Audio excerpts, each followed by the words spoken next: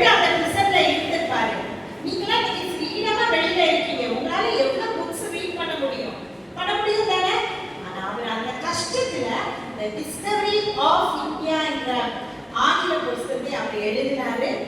அப்படி பல நன்மைகளை செய்த நேருஜி அவர்களுக்கு ஒரு அழகான ஒரு செல்ல பேர் உண்டு. சொன்னாங்க அப்படிதானே, என்ன சொன்னாங்க?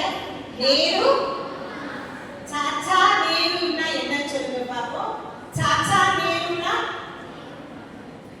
சாச்சானா என்ன, எந்த லாங்குவேஜ்?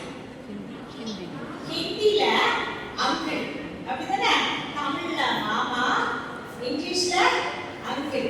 சாச்சா நேரு மாமா நேருன்னு சொன்னா அங்கிள் சொல்லிச்சு அதனுடைய பொருள். ஸோ இப்படி எல்லாரும் அவங்க செல்ல பேர்ல அவங்க அழைச்சாங்க.